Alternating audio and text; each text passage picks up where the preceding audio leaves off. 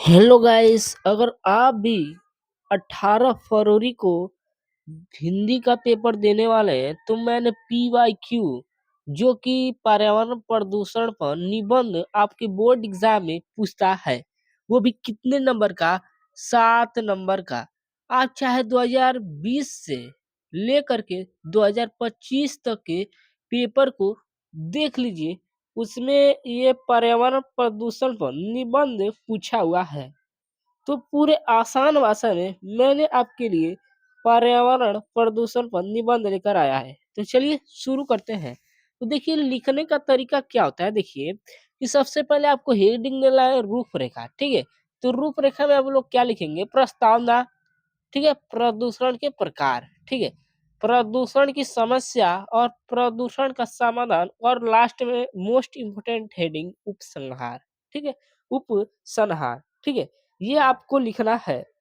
तो चलिए शुरू करते हैं प्रस्तावना से।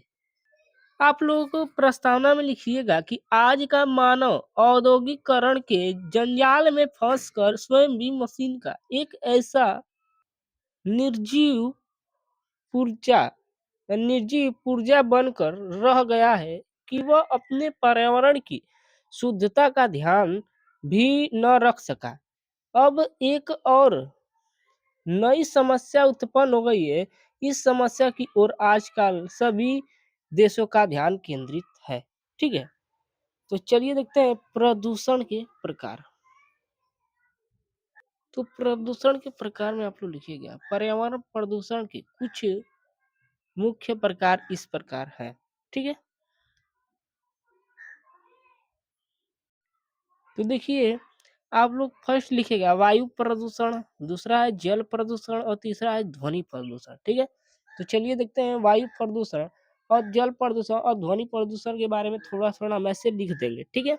तो आप ऐसे हेडिंग लिखिएगा कि वायु प्रदूषण, जब प्रदूषण वायु द्वारा होता है तो उसे वायु प्रदूषण कहते हैं। अर्थात जब जीवधारियों के द्वारा की गई क्रियाओं के कारण वायुमंडल दूषित होता जाता है तो इसे वायु प्रदूषण कहते हैं। इससे वातावरण में ऑक्सीजन की मात्रा क्या होती है? कम हो जाती है, ठीक है। तो चलिए आगे देखते हैं जल प्रदूषण के बारे में। तो जल प्रदूषण के बारे में यहाँ पर लिखिएगा, कारखानों से निकलने वाले गंदे नालों तालाबों में जानवरों को धोने, कपड़े धोने इत्यादि कारणों के कारण जब जल दूषित हो जाता है तो इसे जल प्रदूषण कहते हैं। इससे लोगों के लिए हानिकारक हो जाता है, ठीक है।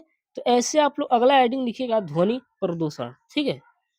तो देखिए आगे, मोटर कार, ट्रैक्टर, जेट विमान, लाउड स्पीकर तथा मशीनों की तीव्र ध्वनि के कारण ध्वनि संतुलन बिगड़ जाता है, जिसका प्रभाव लोगों के मानसिक संतुलन पर पड़ता है तथा पशु पक्षियों का जीवन भी संकट में पड़ जाता है, ठीक है। इतना आप लिख सकते हैं ध्वनि प्रदूषण में, ठीक है।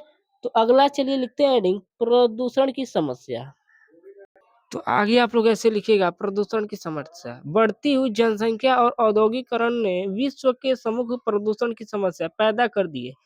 कारखानों के धुएं से, विषैले कचरे के बहाव से तथा जहरीली गैसों के रिसाव से आज मानव जीवन समयग्रस्त हो गया है और किसी का जीवन विविध प्रकार की शारीरिक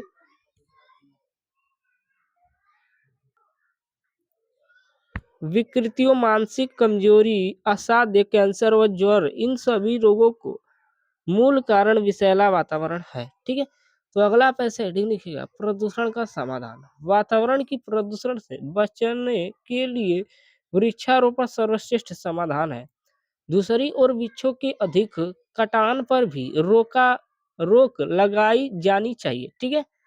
अगला आप ऐसे लिखिएगा कि कारखाने और मशीनें लगाने की अनुमति उन्हीं लोगों से दी जानी चाहिए और पदार्थों एवं जल को उपचारित करके ही बाहर निकाला जाए, ठीक है। तो चलिए देखते हैं लास्ट हेडिंग उपसंहार। तो अगला आप ऐसे लिखिएगा उपसंहार कि भारत सरकार प्रदूषण की प्रति जागरूक है। उसने 1974 ईस्वी में जल प्रदूषण निवारण अधिनियम लागू किया था। इसके अंतर्गत एक केंद्रीय बोर्ड तथा प्रदेशों में प्रदूषण नियंत्रण बोर्ड गठित किए गए हैं। इसी प्रकार नए उद्योगों को लाइसेंस देने और वनों की कटाई रोकने की दिशा में कठोर नियम बनाए गए हैं, ठीक है। तो ऐसे भी आप लोग लिख कर बोर्ड एग्जाम में आते हैं तो आप लोग का एग्जामिनर पूरे की पूरी 7 अंक दे देगा।